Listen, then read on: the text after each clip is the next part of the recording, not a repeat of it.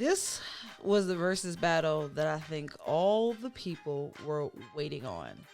I know that originally it started out with different artists, but I actually think that this was a very entertaining yet flawless technical versus battle.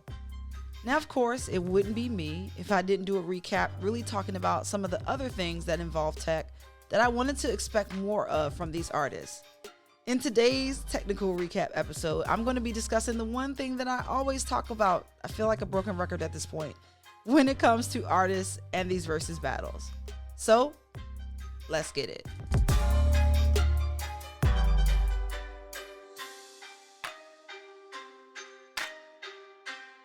Welcome back to Verzuz Technical Recap Season 2. I don't know about you, but I'm so excited that the Verzuz recaps are back. It has definitely been a long time coming. As you know, I'm your girl Chris, better known online as the Black Techie. If this is your first time watching my Verzuz battle recaps, I pretty much, from the main perspective, create technical recaps based on each Verzuz episode. That comprises of me checking their audio, video, talking about other technical strategies that the artist can use to continue their following on and offline. Now, going into today's battle, I've been anticipating this for quite some time, and I honestly think that we all have. We originally thought it was going to be Jeezy versus T.I. Didn't happen. Then we like, okay, Jeezy versus Gucci Mane. Okay, we can get with that. So in today's battle, of course, doing the sound check, I noticed that the DJs that were actually for each artist, their sound and the video was flawless. Apple did an amazing job this go round for season 2 to make sure that there was quality content that was being produced. Instagram, pretty much Instagram, but it has definitely been one of the better battles. Now, I wasn't this time particularly watching on Instagram. I pretty much have always, since I'll say maybe 2 Chainz, maybe Rick Ross, have been watching specifically on Apple TV. I just like the quality a little bit better, and I kind of really feel like I'm at a virtual event. You know how sometimes you watch IG and you're like, oh, okay, it's giving that Instagram look. Well, Apple TV has definitely stepped itself up this go round for Verzuz Seasons 2. Now, let's talk about the battle from a technical perspective, because there was a lot. Like I said, the DJs came out flawless. Mic checks sound good. Video quality was excellent. There was nothing wrong with either of the artists, Jeezy Man and Gucci, with their audio. It was crystal clear. I heard some backfeeds sometimes with Gucci. Didn't really hear that a lot with Jeezy, but other than that, it was great. Here's what bothered me from a technical and marketing perspective about this battle. Now, on one hand, I do know that Young Jeezy pretty much, or Jeezy, whatever he likes to be called now, does use SMS text marketing, right? Now, I'm not on his list, but I didn't really see him or his team really promo a lot to his fans in that capacity. Saw a lot on Instagram. That's great. But what about really leveraging your fans that are in your phone and they're in their phone waiting to find out what you got going on? Jeezy could have shared behind the scenes, getting prepared to be on the way to the Verzuz battle since it was held at Magic City. Or he could have been telling people, showing what the playlist might be, or he could have actually shared a dummy playlist in that regard. I think sometimes, when artists don't really capture all of those moments, it can be a disconnect with their fans. Now let's talk about Gucci, because that was a lot. Gucci actually on Instagram asked his fans what they wanted to see. Okay, have a few problems with that. That basically tells me at the end of the day, you are focused on being there for entertainment. Jeezy, and I tweeted this, you can go look it up on Twitter, and I wish I could, pull it up for you right now. But he came with a strategy. He came with a plan. He was very strategic about his set list. Listen, in 05, I could have stayed there. All of his hits, and he didn't even play a plethora of things. But, he was very strategic about that part. Jeezy was there definitely for the entertainment, and let me give a disclaimer, because I do understand that there is some backfeed with the history and this beef. So I'm not going to sit up here and take that away from Gucci or even Jeezy's part to play. Let me just give that disclaimer.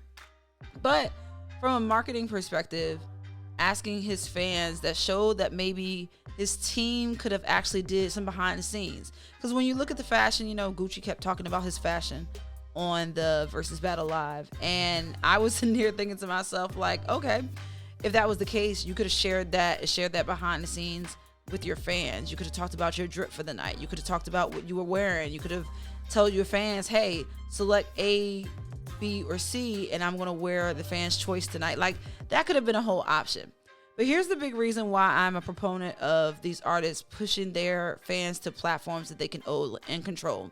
It's all about data. If you've been following me, this week I had a great talk and training with Rec Philly. Shout out to the Rec Philly team, Will and his team. And I was accompanying Ryan Leslie from the Superphone team. If you're not familiar, I am Superphone's brand ambassador. So I definitely liked a lot of things that Ryan said in his conversation, especially when it comes to the music industry and artists, and really having that connection with their community and owning their data and ownership. I felt the exact same way when it came to this Verzuz battle. I felt like we glorified Instagram, which I understand Verzuz was starting on as far as the platform. Now we've grown and scaled, they have as a brand, to Apple Music. That's great. There was merch being sold. There was a lot of things from a branding perspective that was taking place. But what about the ownership? What could have Jeezy and Gucci, from an ownership perspective, from a technology perspective, did or done to make sure that their fans were constantly engaged and they constantly owned that data? Now, Jeezy, like I said, is using text marketing. I know he's using Community, for a fun fact. And he could have sent some information out to his fans about what he had going on tonight. Like I said, sharing behind the scenes, talking about the set list. He could have shared a flyer that could have been created for Compound, since that's where the after party is here in Atlanta. Now, if you don't know this, fun fact, I am based in Atlanta. I'm originally from Baltimore, Maryland, but I'm based in Atlanta. So what Jeezy could have done was share that with his text list, with his fans, with his community and his audience. Gucci on the other hand, I would have definitely loved his team having a real sound strategy and really trying to see where they can push people to after the event is over. Like right now, and I'm going to look for my phone because I know it's here. Right now, if I pull up my phone and I go to Instagram, and if I sit up here, as you can see, it's my phone right here, I am going to Gucci's Instagram, right? So I see that all it had was talking about Gucci's new album, or new mixtape rather, Trap God Classics, that's available now for streaming. Then when I see now, he does have a text number, which he didn't have one before. This is kind of new. And saying what song should he play. I think he's on Community as well. I'm gonna check that out. And then I see for a fact that there's a lot of people that text him to give him information. So if you can see that on the screen, if you're listening to the audio podcast, you might not be able to see it, but here's that.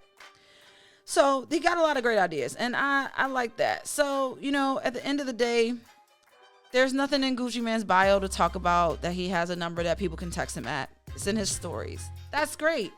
But when you go to Jeezy's bio, because I think this is important, it's already in there. In his bio, you probably can't see that on screen, but it says text me and it has his number. He's providing that as a resource, as a tool, and for marketing. And I feel like that there were a lot of blown opportunities from this Verzuz battle from both of the artists from that perspective. Here's why. I am really big on SMS text, whatever you want to call it, but from a relationship perspective. Ryan was saying something on, like I said, the Rec Philly interview this week, and he was talking about relationship. And I do realize that text and SMS is what it is. But I'm looking to shift the perspective and narrative to really show people how to build relationships with their community. And with Gucci Mane and Jeezy, they could have definitely done quite a few things rather, to enhance the relationship with their fans using their SMS and text platforms, right? I would have loved to see a pre-strategy for Verzuz for both of them. I saw great marketing. I didn't really see a lot involving their SMS and text. I just saw stuff within the last few hours from Gucci. Didn't really see a lot from Jeezy. Like I said, I'm not on Jeezy's list. I'm not on Gucci's list. I will be joining both of their lists tonight to see how they plan and how they roll out stuff going forward. I also would have liked in battle strategy, because with the pre, that's leading up to the battle. the end, they could have been both messaging their audiences and their communities. And once again, disclaimer, I'm not on both of their lists, so I don't know from that perspective what happened during the battle. And then the post-battle strategy, breaking down how they can really hone in, whether they were selling merch, whether they were promoting their albums, with Jeezy with his and with Gucci with his mixtape. They could have definitely been having that be a concrete strategy to help them push their fans from off of the Instagram platform, off of the Apple platform, definitely into the power of their fans' smartphones. I don't think we realize and we understand how valuable our smartphones are. They literally can have us at a moment's notice checking our messages, which we do. Text messages, SMS messages are opened at 98% open rate. And we can definitely connect quicker than we could on other mediums and platforms.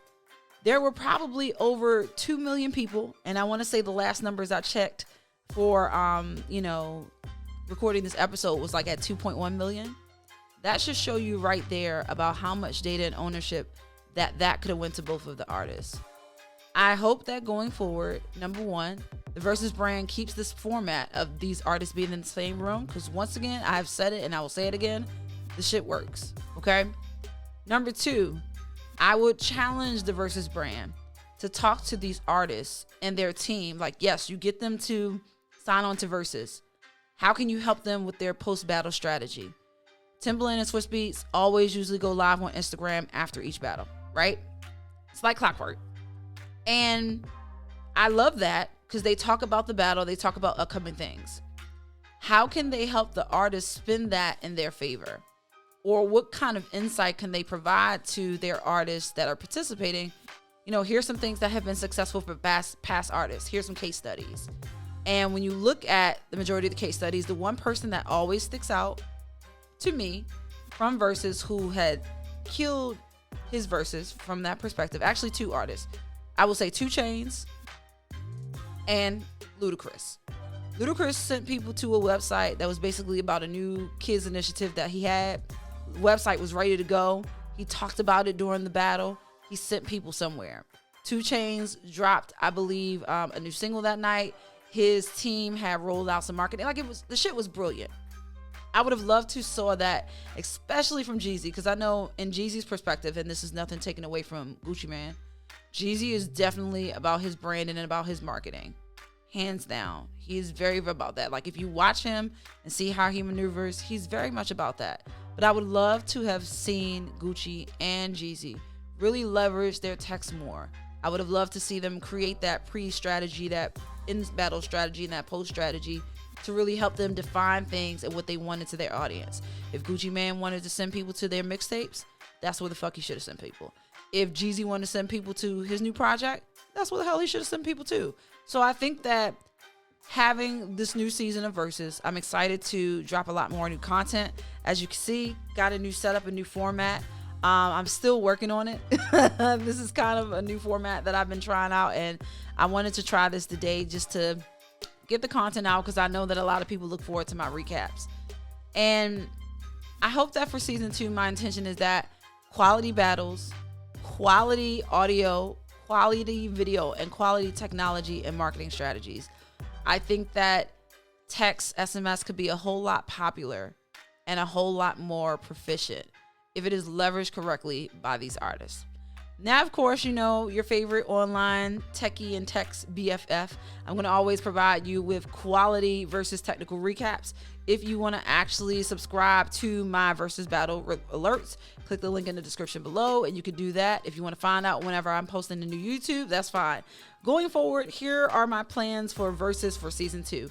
I am planning to go live immediately after every Verzuz. Tonight just didn't happen, but I'm going to be going live immediately after each Verzuz. I'm going to be going live on my YouTube channel. Definitely will be going live on Periscope, and definitely will be going live on Instagram as well. Just because I know that that's where my medium is and my audience is. So as soon as these battles are over, you're getting these text notifications from me saying, hey, I'm live, come join me here. And boom, that's how we're doing this thing. I'm going to be working on this new setup. Like I said, I'm trying this out today. Give me some feedback in the comments. Let me know what you all think. And if you're listening or watching the video, Let me know your comments below on YouTube. If you're listening to the podcast, let me know your comments on your ratings. I greatly appreciate that. When you provide more ratings and more love, that allows a lot more people to see me and connect with me and engage with me. So I hope you enjoyed today's technical recap. I will be back with the next Verzuz one when the next Verzuz battle is announced. And based on what Timbaland and Swizz Beatz said, it seems like we're in a lot of surprises for season 2. With the pandemic kind of spiking and with COVID still being around, I think this might be a new normal for us again come in the next few months. So I'm excited to bring you a lot more content.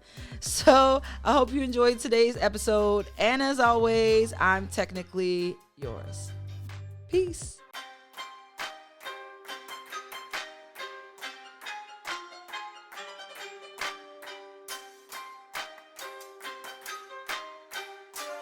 YouTube, thank you so much for watching today's Verzuz technical recap for season 2. I'm so excited to be back in the groove again. I hope you like this new setup. Let me know, let your girl know what you think. In the meantime, if you have not watched any of my Verzuz technical recaps from season 1, definitely click the video on the screen to watch my Verzuz battle technical recap playlist. Trust me, you will definitely be entertained from a lot of that content.